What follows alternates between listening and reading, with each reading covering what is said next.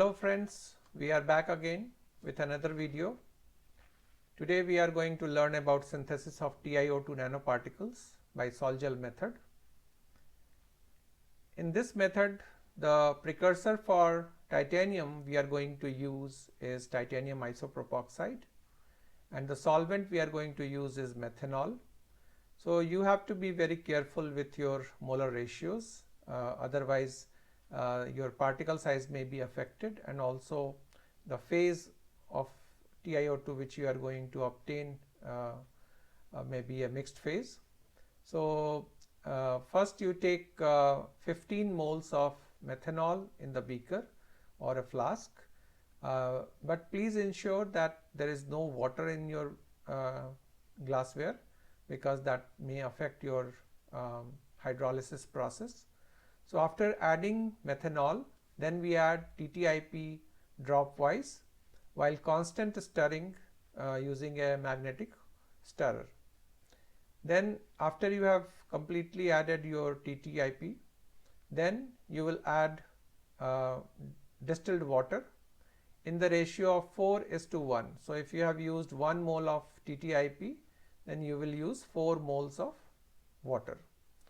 And again you allow the mixing to be done for few minutes until it has become a homogeneous mixture.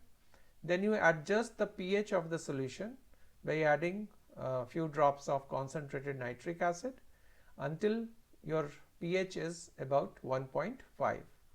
This is very important step in order to synthesize anatase phase of TiO2. So this will, after stirring for 45 minutes, you will obtain a sol.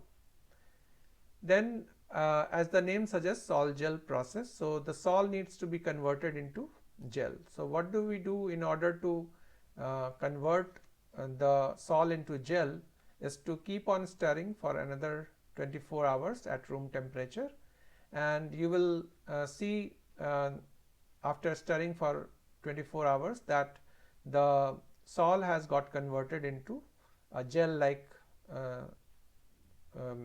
solution. So it will become a little more viscous. Now once you have obtained the gel, then you can transfer the gel into a petri dish and dry in an oven, or you can also centrifuge to separate the particles by adding more solvent. You can add more water to it. So you can, if you dry the gel directly, what you are going to obtain is gel. So once you have the powder, then you can further grind it so that you separate the particles, and then you can calcine between temperatures of 300 degrees Celsius to 800 degrees Celsius, depending upon what phase you want to obtain, whether you want to synthesize anatase, rutile or bruchite.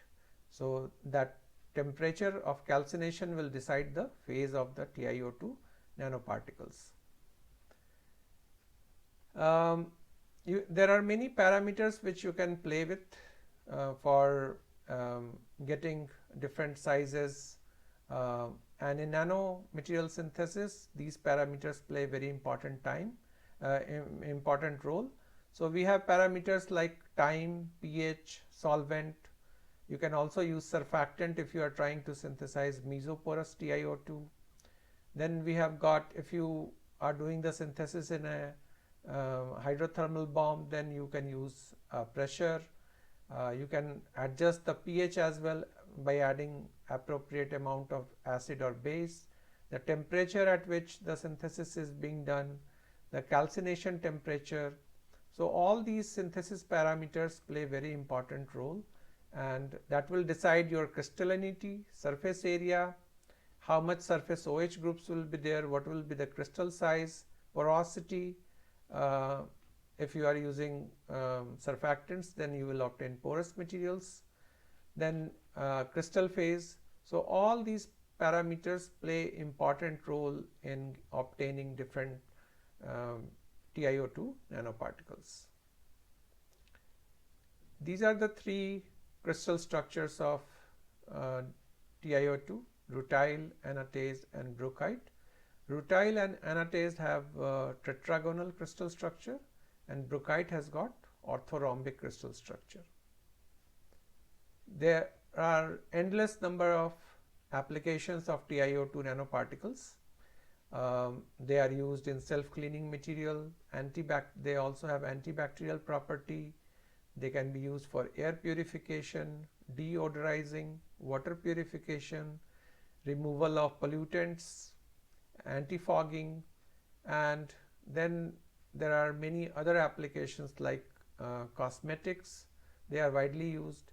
Dye-sensitized solar cells, paper, plastic and rubber industry, as a food additive, construction material, coating for buildings, paints, pigments, medical devices, sensing application, sunscreens.